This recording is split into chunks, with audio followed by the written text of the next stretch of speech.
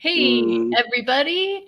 Welcome, and so happy to be with you today. I wanted to talk with you today about climate justice, and we're focusing on the Philippines. And the reason is that the Philippines is deemed one of the most vulnerable countries to be experiencing climate risks, all the climate disasters, and yet they are not one of the countries that is producing a high amount of emissions. That's the US and other Western countries that are responsible, mainly responsible for these emissions. So we want to talk about climate justice in a very personal way. And so during this session, we're going to be talking about what's going on with kind of the climate change in general. What are some of the things that Philippines has been experiencing with recent typhoons and flooding? How people are impacted? What are some solutions that Seed for Calm and others are working on, and how we can support them? And then also what they're doing on the ground, just on a day-to-day basis, empowering communities. So that's a lot, but the guy to talk about it is my friend Dan Diez with Seed for Calm, and I grabbed him before it very late in the evening. So mhm. anyhow, Dan, thank you for joining us. Yes. Thank you once again, Echo Nut, Joanne, and the Green Team all over the world because we got to know each other like 3 years ago, focusing on Denver and the U.S. And I'm happy that we are expanding and giving challenges to grassroots all over the planet. Yeah. Yeah, exactly. And Dan, I mean, he's helped us in so many ways. He's a mentor right now with our 2020 International Climate Action Challenge. If you don't know about that, head over to climateactionchallenge.net. He's been mentoring some of our different folks that weren't exactly sure what to do. One of them is just signing a memorandum of agreement today to help start a farm as part of their thing. And this is somebody that just got into environmental action in August through some of the programs they're running and participating in the challenge. So, anyhow, I'm always happy to be talking with Dan. But let's start on Mhm. kind of a sober note to start with. Yeah. Um, and tell us a little bit about just what makes the Philippines rank so high as one of the countries that is experiencing the most effects of climate change right now and is poised to experience those going forward. Yeah. So if you look at our planet, the Philippines is in the typhoon belt. And if you're in the US, you're not familiar with typhoon, but hurricanes. So our typhoons are usually um, include strong winds as well as rain. So that's how worse we are. And on the average, the Philippines has around 22 to 24 typhoons a year. And current typhoons, Vamco, is our 20th.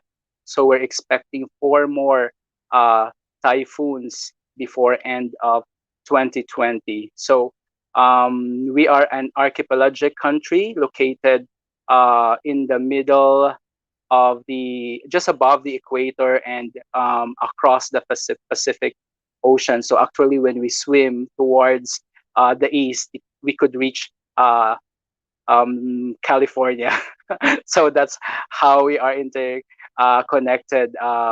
And yes, although we are a country that is less emitting fossil fuel based energy that are polluting our planet, but we demand climate justice, rapid rollout for the Green Deal and green energy transition because the Philippines and other small islands are very much vulnerable to these impacts on change, especially our storms are getting stronger as if the storms we are experiencing is including, you know, these Um, uh, so we even, for example, when I talk to our fishermen in the island, there will always be a pattern like amihan or habagat, like the season of wind direction. But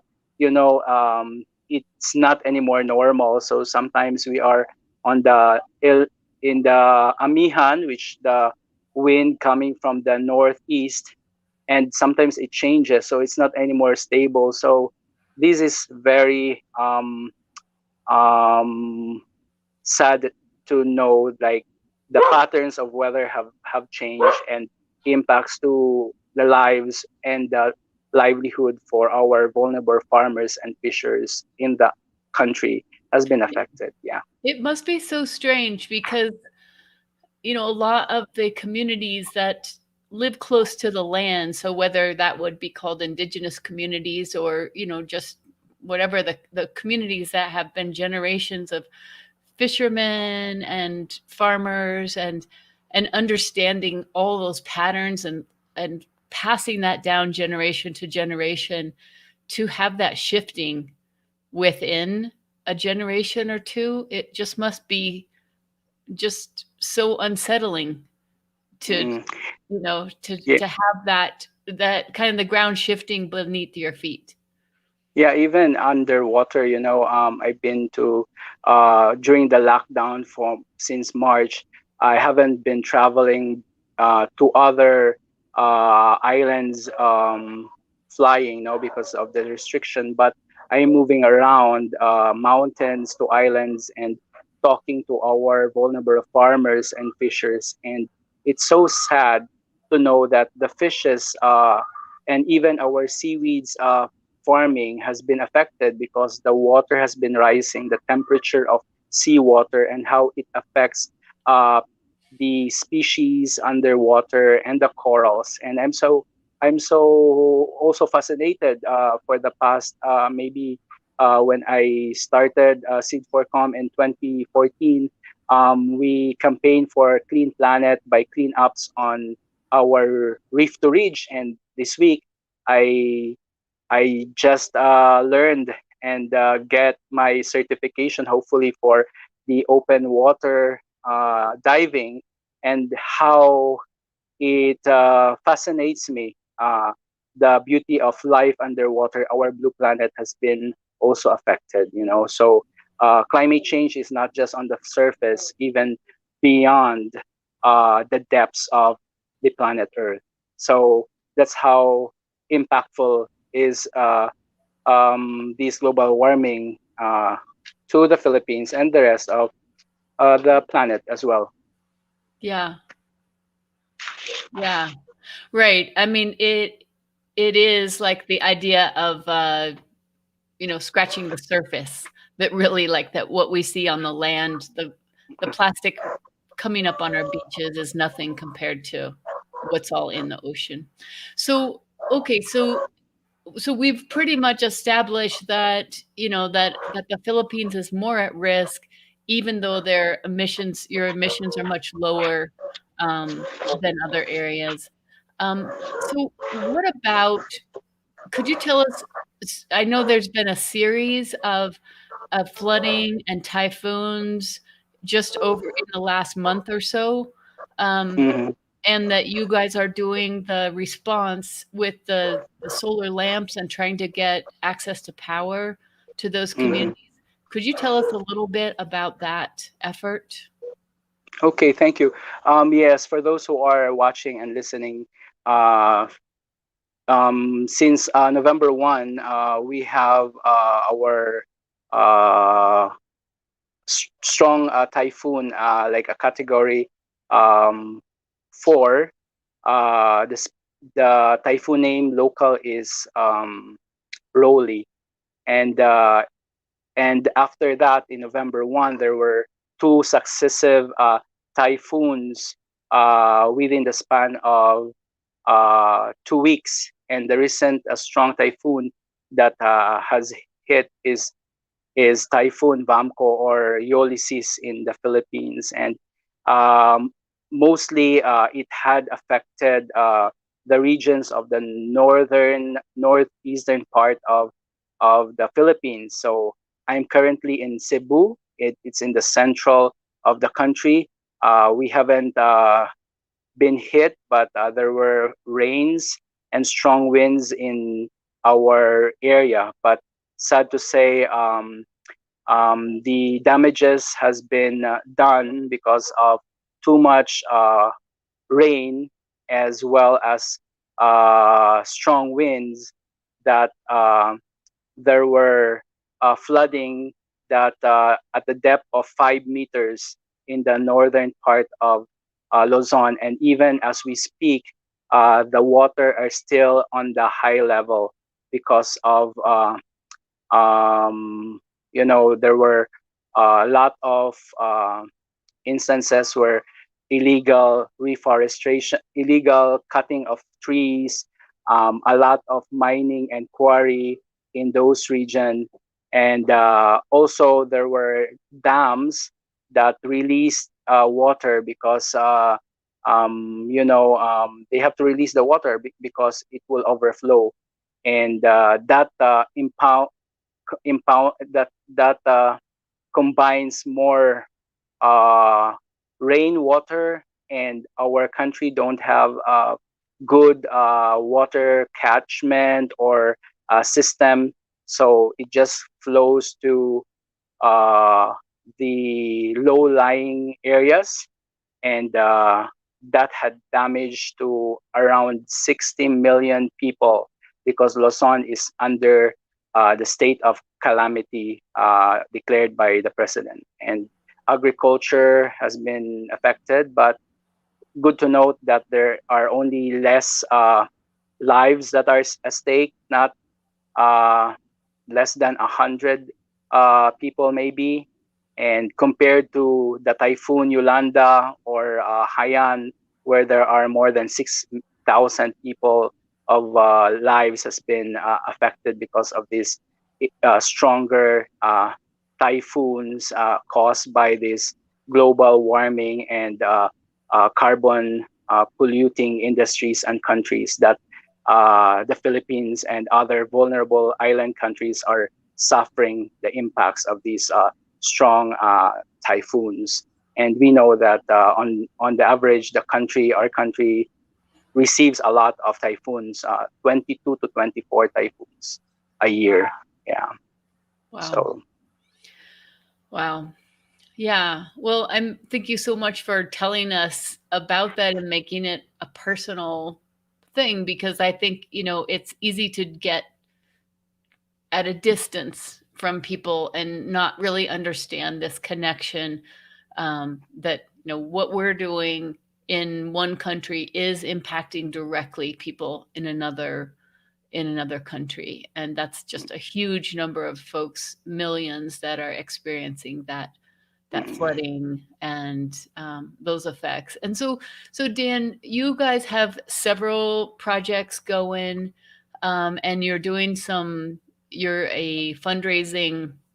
mm, You're someone that can accept funds for people that want to help. What are some of the ways that you are responding? I know that through COVID, you've been doing everything from your compassion stations and helping connect fishermen and farmers to markets and all kinds of interesting kind of entrepreneurial solutions. But what's happening right now on the ground? What are you seeing mm, as a big need and somewhere that you're mm. responding?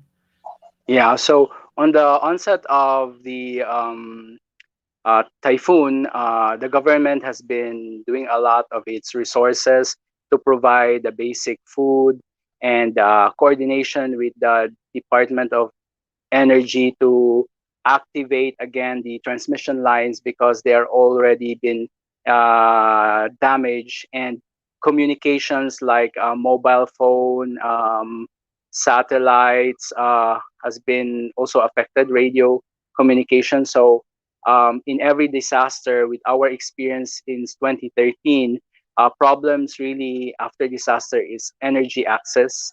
Second is food and clean water, as well as communication.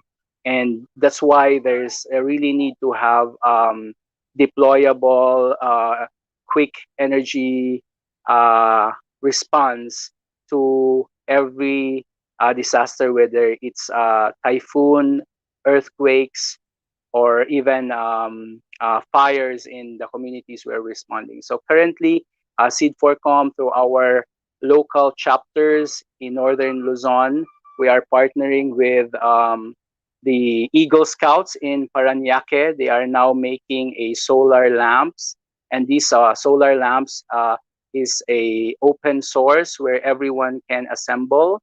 We have the manual to do it, and you just have to make it guided with our online YouTube videos or PowerPoint how to connect. But the key elements is securing the electronic parts to build it. And we are using PET bottles because in every disaster there will always be water that is put in plastic bottles or the PET bottles. So we are utilizing them as lamps, and others we are trying to do these eco bricks. So aside from these eco lamps, where we have our first deployment, we are so happy that one of our friend Ed Resinio has been given us like 100 kits solar lamps, and we are also getting partner donors from different scouts in the country. And Cola Box is a social enterprise where they are also helping us and in securing funds to buy solar lamps, and we already gave to their artisan in Marikina, and Marikina is the capital of shoes in the country, and they have been affected by flooding and no electricity, and even the modular online school has been suspended in some parts of Manila and Marikina because there's no internet access and power. So it's very useful to have these solar lamps. And what makes it different is it's done by volunteers all over the country in a meaningful way, and it can be repaired compared to just buying it made from a different source, but the quality is not good. But this one, it's reliable, and our solar lamps has been operational for the past 3 years and still functioning. So that's why we promote this campaign, and in so doing, we promote clean energy. Like we will always tell them, like we have to use renewable energy, and this is one way to promote sustainable development goals, the clean energy and climate action in response to this series of typhoons that are really impacting the Philippines and other countries. So this is one concrete way to make young people and everyone get involved. So we don't just say uh, on social media, like awareness level or social media sharing. So it is really grassroots action, and this can contribute a lot. And families that has babies, infants, person with disability, senior citizen. Imagine they are in the evening, no access to light, so it will be very difficult for them. That's why this solar lamp, no matter how small it is, it provides us this hope. We call it Project in Kindle. It kindles hope, and those who are helping us are our hero of light. So we want you to be our hero of light by promoting clean energy through solar lamps and demand for climate justice to reach our sustainable development goal targets. And yeah, this is it. And we also Yeah. have a system where So we're developing before like the before we move on to that, so I put in the description the link to the Seed for Com Facebook page, and on that page there is a post.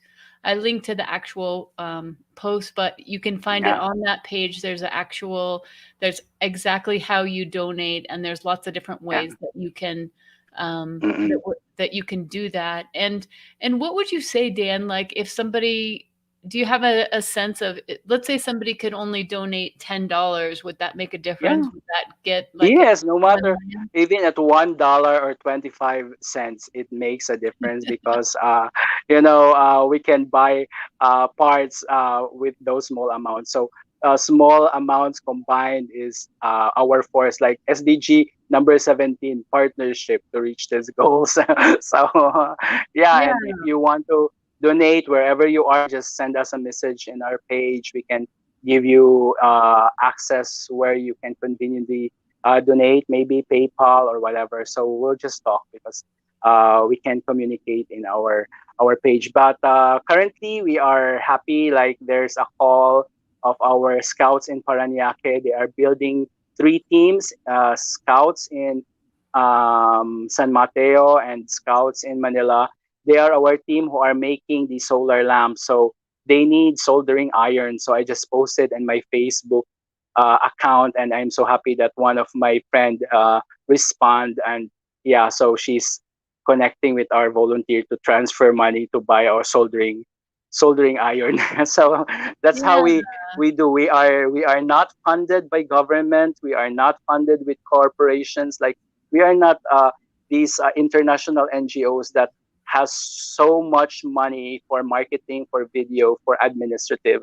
Ours is real volunteerism on the ground, and get giving more value to what you give and have direct impact to the communities. That makes us yeah, difference, and we're so happy that our initiatives has been a source of inspiration by different groups, big groups. They just copy maybe our strategy and our ideas because I just post it on Facebook, and they are my friends. So I just one day they just do it. So I'm just say, okay, thank you for doing it. So we are partners, even though we don't have formal agreement, but this is the call for yeah. And partnership.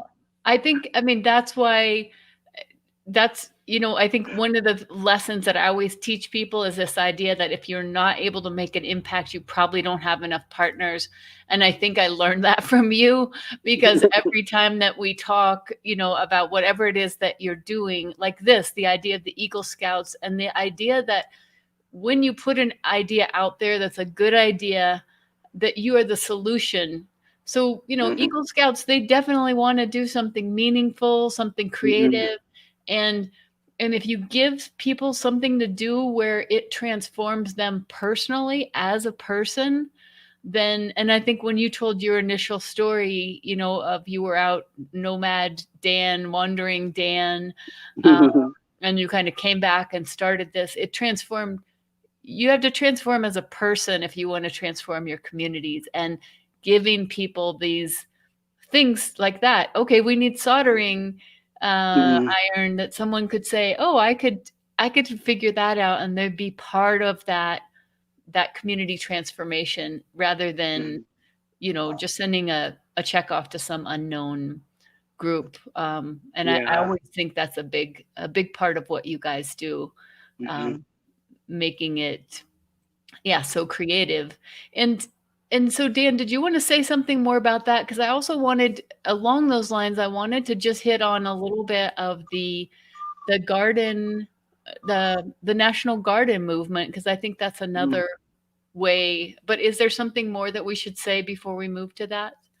Yeah. So aside from the solar lamp, so we are also assembling a um, communal charging stations. You know how important is communication, charging of mobile phones and even laptops or access to internet. Because if you don't have energy source, then it's difficult to communicate to your supporters or partners to provide uh, donations or respond uh, those who are needy. So in every disaster, in typhoon, it will be a week's time that we will discover different communities that has been affected, badly hit, and we've received a lot of personal messages in also our Facebook page of houses that has been destroyed, and we are also currently talking to our civil engineer volunteers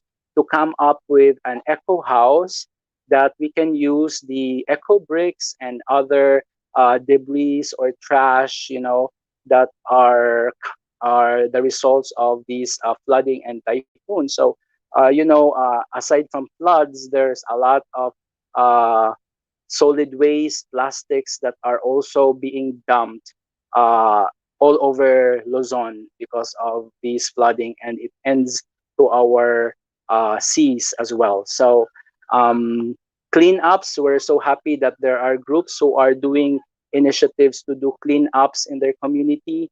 But the idea now is how we can make use of these uh, typhoon debris as homes. So we're doing eco homes using eco bricks and local materials.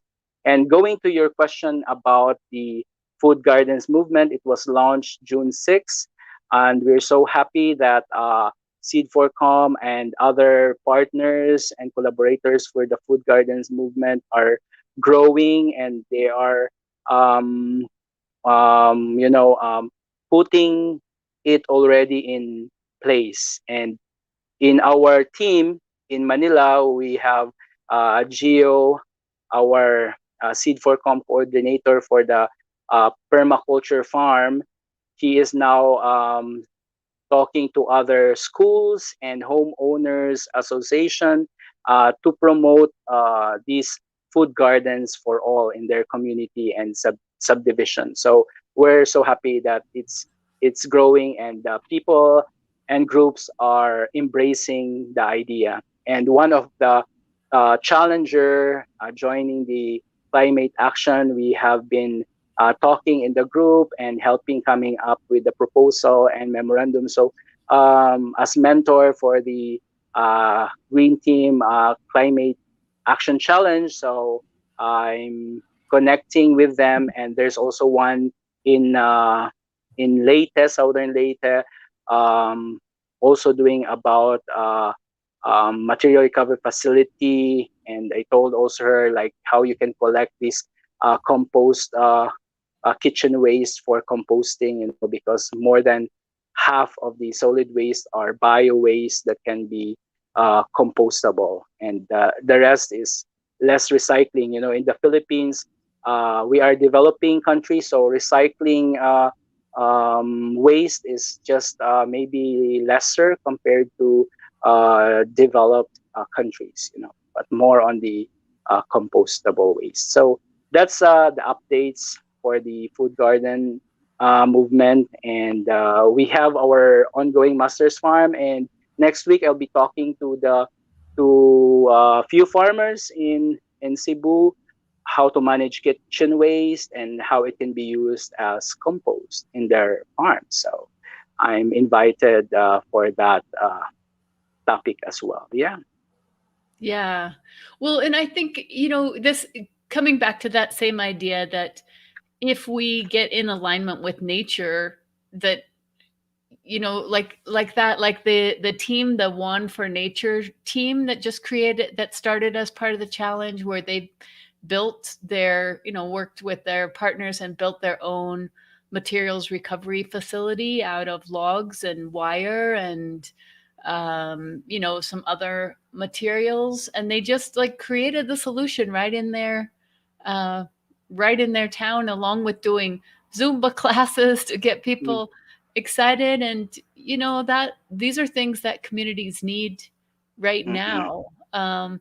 And then also the Earth Fairies group that are working with you to be able to start their own farm or garden based on a homeowner, I think, that is giving them a space, or that's the yes. discussion right now. I mean, again, it all goes back to that, the partnership and being able to dream big, that Mm, these holistic kind of solutions, like nature has taught us, like one tree produces thousands of seeds, and we just have to like pick them up and put them in the ground. We don't need to go through a big remote government program or big corporate whatever. we can just start doing that. And when we have those partners, so like that, somebody that has a little bit of land that wants to make a difference but maybe doesn't have the time or energy or expertise to know what to do with it. You've got some young people that have time, they don't have the expertise, but your program has the expertise.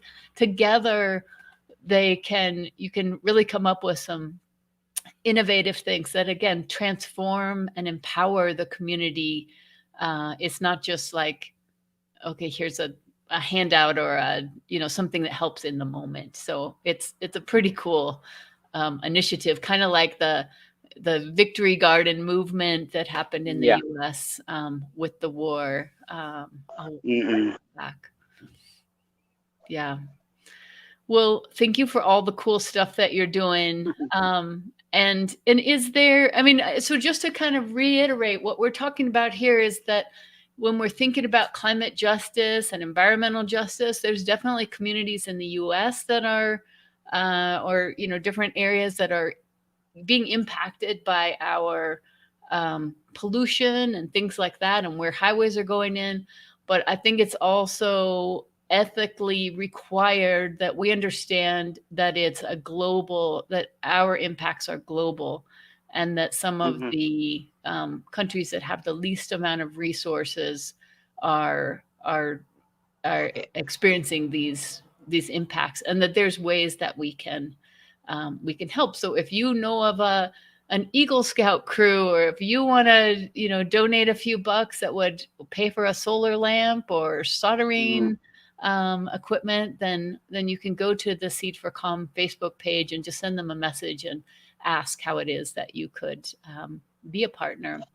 Did you have Mm-mm. anything else, Dan, that you think we should mention before we wrap up? Yeah, so our strength is our volunteers of Seed for Calm. We're so happy that even though they're new to us, they're young, but they are given guidance and the vision so they can execute. So the power of young people. So the leaders of today are the young people, and they need to be given opportunity to serve, not tomorrow, not in the future, but now. So they are our leaders right now. So that's how we are developing and investing young people all over the country. And we're happy that we have chapters now of Seed for Com in Metro Manila, in the region of Kamsur, in Pampanga, in Mindanao. So we're growing. So if you want to be with us, form a team, connect, and we're glad to serve your community through your community echo collaboration and action for a solution. So that's who we are. So Thank we're a you for seed. saying Thank you for saying form a team.